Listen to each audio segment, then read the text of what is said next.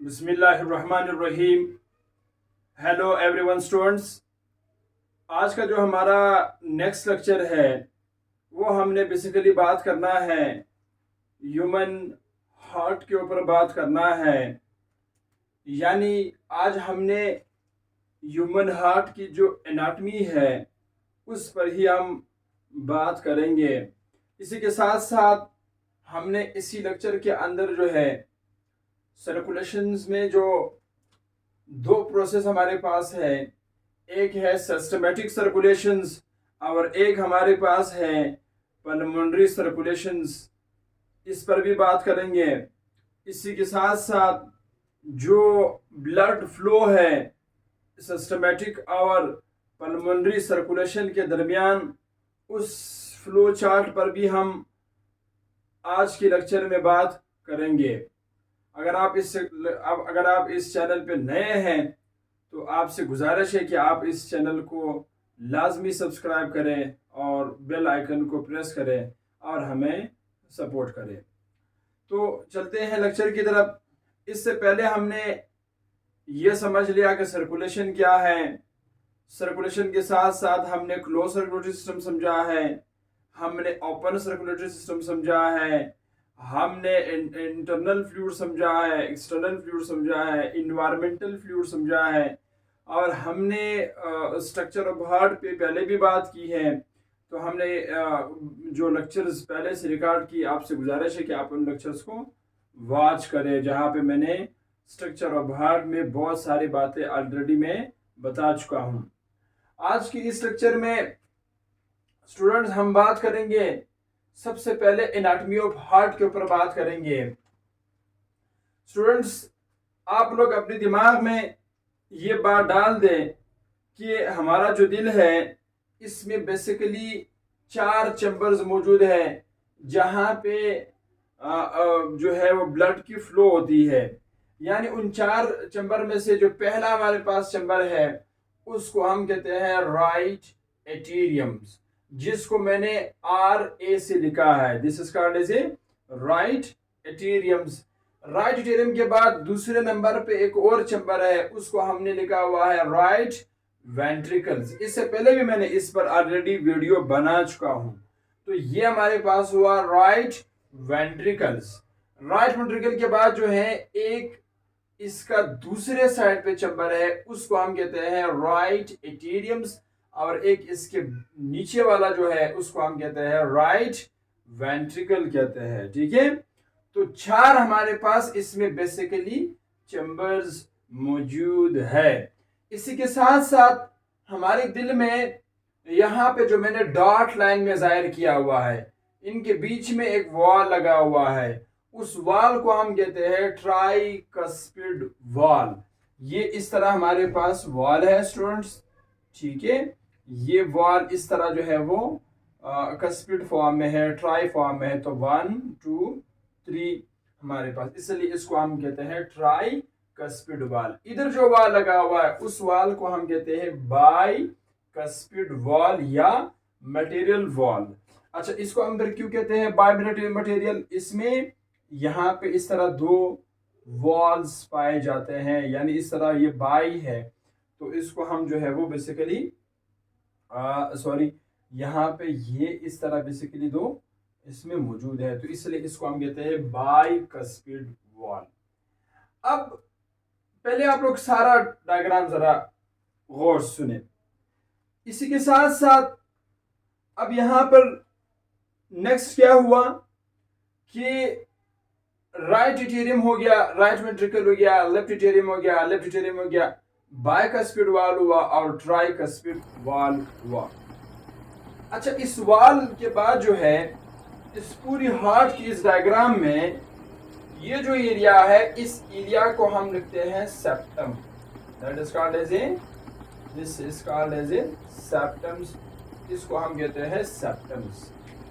अच्छा, इस वॉल के ऊपर जो है आपको नजर आ रही है स्टूडेंट्स कि यहाँ पर बाहर की तरफ इस पर एक पर्दा है, एक कवर है। इस कवर पे मैं ऑलरेडी लेक्चर बना चुका हूं। पेरिकार्डियम्स इसको कहते हैं। That is called as a pericardiums. ये पेरिकार्डियम जो है ये हेल्प करता है हार्ट को प्रोटेक्ट करने के लिए किसी भी मैकेनिकल शॉक के दौरान। एक तो पेरिकार्डियल में है, फिर लंग्स और दिल भी एक पर्दे में दोनों मौजूद है। तो मतलब ये हुआ कि हमारे दिल दो पर्दों के अंदर इनक्लोज है। एक जो उनकी अपनी पर्दा है उसको हम कहते हैं पेरिकार्डियल फ्लूइड्स, एक सॉरी जो हमारे पास जो लेयर है या मेम्ब्रेन है पेरिकार्डियल, पेरिकार्डियम कहते हैं। एक लंग्स के साथ भी ये इंक्लोज्ड है, उसको हम डायफ्राम कहते हैं। इसी के साथ साथ इस पर्दे के अंदर स्टूडेंट्स यहाँ पर जो है फ्लूइड्स मौजूद है, रेड कलर का जो मैंने मेंशन किया हुआ है। The fluid is present between these pericardiums layers. उस फ्लूइड को हम कहते हैं pericardial fluids, that is called as a pericardial fluids कहते हैं। अब पेरिकार्डियल फ्लूइड्स के बाद जो है स्टूडेंट्स यहाँ पर इस डायग्राम में ये थोड़ा सा ऐसे जिगजैग मैंने बनाया हुआ है, तो इसकी ये जो जिग फॉर्म जो है उसको हम कहते हैं कॉलमिनर ब्रिज कहते हैं। इसी के साथ साथ यहाँ पर यहाँ से नेक्स्ट जो है, अब आप लोग जरा मेरी बात और भी गौर से समझने की कोशिश करें। स्टूडेंट्स यहाँ पर होता क्या है कि इधर हमारे पास जो है दो तरह की नालियां मौजूद है। एक नाली तो वो है जो मैं प्रीवियस लेक्चर में आप लोगों को बता चुका हूं, जो सीधा यहाँ आकर के ओपन है। इस राइट एटेरियम के अंदर एक नाली ऐसे ओपन है जिसमें ब्लड यहाँ आते हैं और ये ब्लड इधर मूव करते हैं। ये यहाँ से भी इस तरह जो है वो मौजूद है, तो इधर से ब्लड जो है वो इन साइड की तरफ जाती है। अच्छा, यहाँ पर क्योंकि मैं प्रीवियस सेक्शन में इस पे बात कर चुका हूँ, ये जो हमारे पास है इसको हम कहते हैं इंपीरियर वेना कावा। एक ये जो ऊपर वाला है उसको हम कहते हैं सुपीरियर वेना कावा। स्टूडेंट्स इसका काम है कि पूरी जिस्म का जो डीऑक्सीजनेटेड ब्लड है उस ब्लड को उठा करके सीधा ला करके दिल का जो राइट एटेरियम है उस एटेरियम उस खाने के अंदर ब्लड ले आना। ये एक नाली है, एक पाथवे है जहां से ब्लड ने गुजरना है, ब्लड ने मूव करना है। अब राइट एटेरियम का काम है कि to suck the deoxygenated blood to all parts of body. जैसे ही वो ब्लड आ जाते हैं, लेट्स कंसीडर ये ब्लड यहाँ पे आके सारा रुक गया, जितने भी ब्लड यहाँ पर है वो सारे के सारे राइट एटेरियम में आके रुक गया। मैंने इधर बताया था इधर 3 वॉल्स भी लगे हुए, वो मैं प्रीवियस सेक्शन में बात कर चुका हूँ।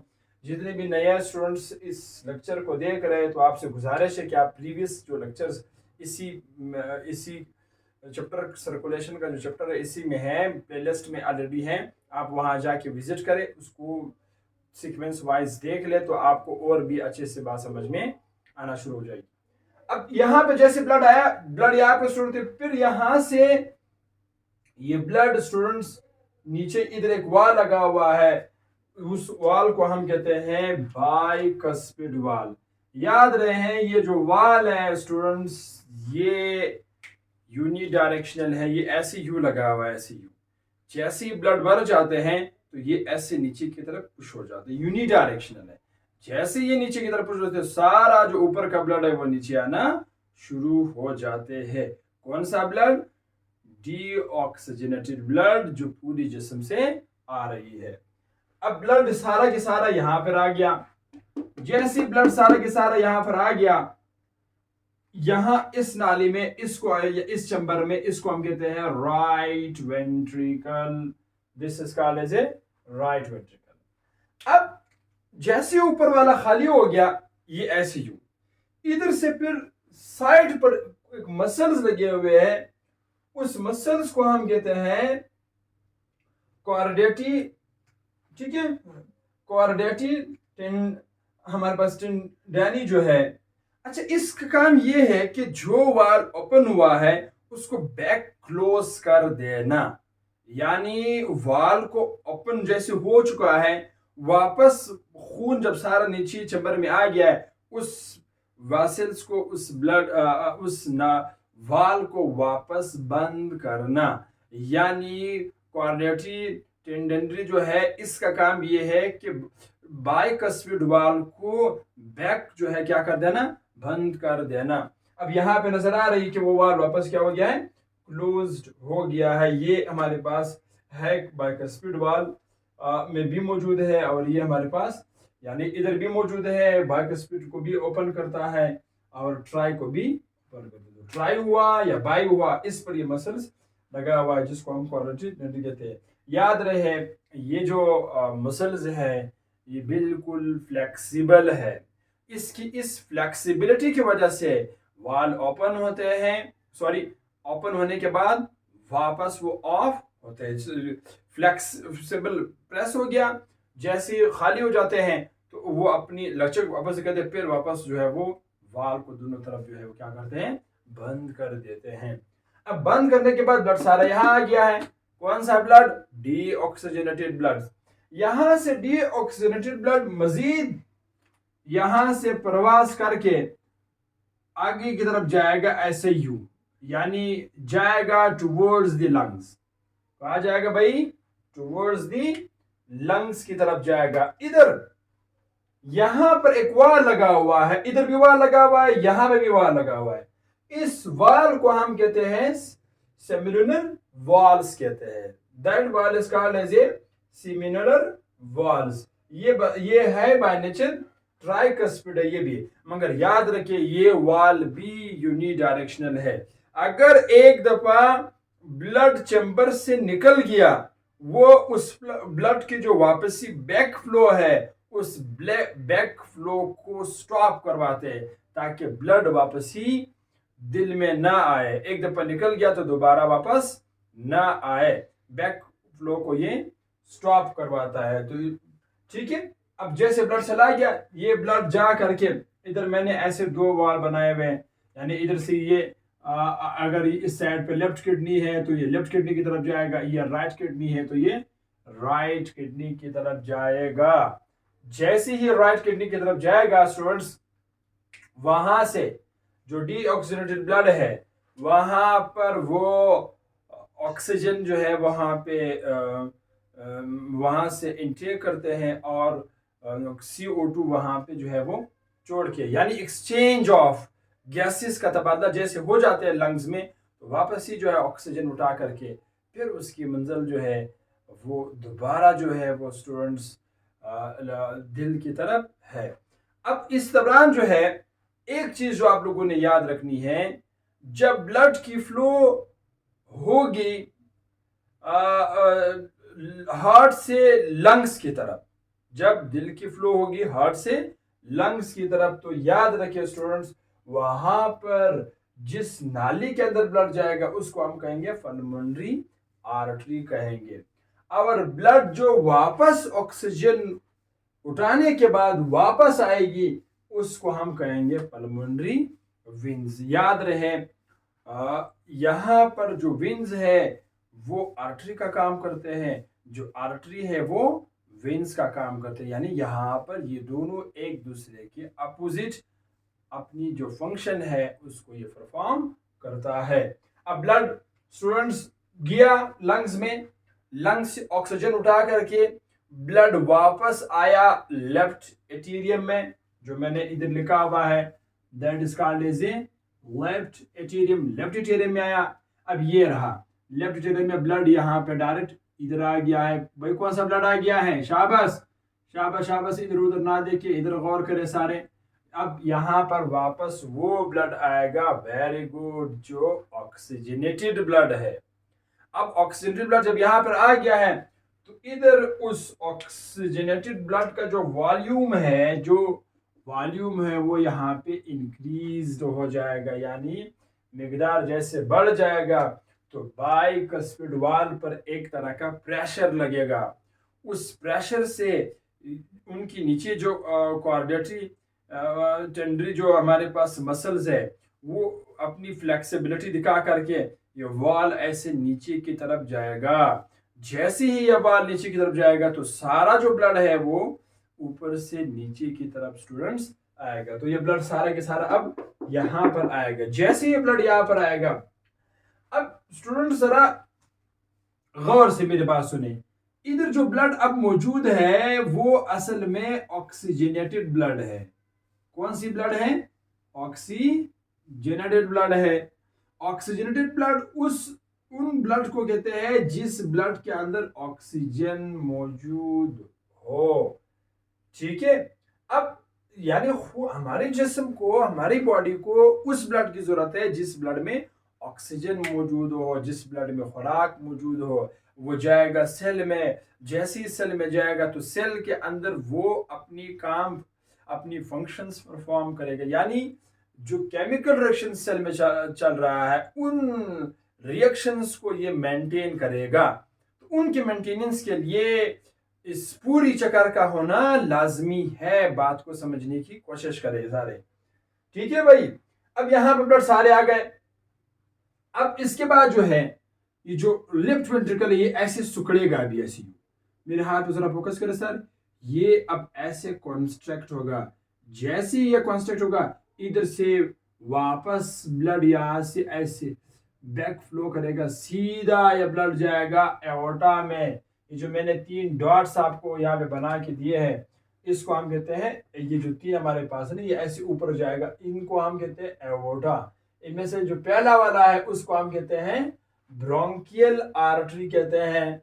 दूसरे नंबर पे ये जो है इसको हम कहते हैं कैरोटिड आर्टरी। एक तीसरे नंबर पे ये जो है इसको हम कहते हैं सब क्लेनियल आर्टरी कहते हैं। सब क्लेनियल, कैरोटिड्स और ब्रोंकियल आर्टरी, इन तीनों आर्टरीज को मिला करके इसको फिर हम एओर्टा कहते हैं। इस एओर्टा का एक ही काम है कि पूरी जिस्म की तरफ जो है वो ब्लड को कैरी करना, ब्लड को भेजना। ठीक है भाई। अब यहाँ पर हमें इतनी बातें तो समझ में अब आ चुकी है। और याद रखिए इधर भी एक वाल लगा हुआ है, ये वाल भी यूनी डायरेक्शनल है जो कि हम उसको जो है वो सेरेमिनल वाल्स कहते हैं। तो ये हमारे पास स्टूडेंट्स जो है वो जो इंटरनल स्ट्रक्चर ऑफ लंग्स है इस पर हमारी बात हुई। अब याद रहे एक और चीज जो यहाँ पर बड़ी इंपॉर्टेंट है स्टूडेंट्स, वो मैं थोड़ा सा हाईलाइट करूंगा। ये वाली पॉइंट अगर आपको समझ में आ रही या नजर आ रही है, खास करके ये वाला, इसको हम कहते हैं फोसा एबिलस कहते हैं। नेक्स्ट लेक्चर में जो प्रीवियस लेक्चर में मैंने ये बताना था मैं भूल गया। अच्छा, इस पोजीशन को हम कहते हैं फोसा एबिलस कहते हैं। याद रहे ये जो फोसा एबिलस है ये वो पॉइंट है जो खास करके यानी एम्ब्रायनिक स्टेज पर जब एक बेबी की कंपोजिशन चल रही होती है तो उनकी दिल की जो 2 वॉल है इनके बीच में यहाँ पे यानी एक तरह का कनेक्शंस होते हैं, सुराख होते हैं इन दो के बीच में। ठीक है। यानी ख़ास करके बचपन में यहाँ पे जब इंसान बन रहा होता है बॉडी में, ठीक है, तो इनके बीच में एक कनेक्शन वाली जगह होती है जहाँ से एक्सचेंज ऑफ सब्सटेंस जो है बेसिकली यहाँ पर होता है। जैसे ही बर्थ हो जाती है, बर्थ होने के बाद ये जो फोसा ओविलस है ये बंद हो जाती है। अगर मैं आपको और आसान अल्फाज में बता दूं, ये इस तरह है कि ये वाल खुला रहता है क्योंकि हमें पता है बच्ची की नाभ और अम्मी के नाभ के बीच में कनेक्शंस होती है जिसको हम सादा अल्फाज में प्लेसेंटा कहते हैं। अच्छा, याद रखिए जैसी बेबी की डिलीवरी हो जाती है, प्रेगनेंसी के बाद जो डिलीवरी होती है, जब तक बच्चा रोना शुरू ना करें तो डॉक्टर हजरात जो है वो प्लेसेंटा नहीं काटते। बच्चे और अम्मी के बीच में जो हमारे पास नाप के दरमियान जो कनेक्शन है। अब बच्चा रोने का मतलब ये है कि जैसे वो रोना शुरू करते वो समझ जाते हैं कि फोसा ओविलस जो है अब ये बंद हो चुका है।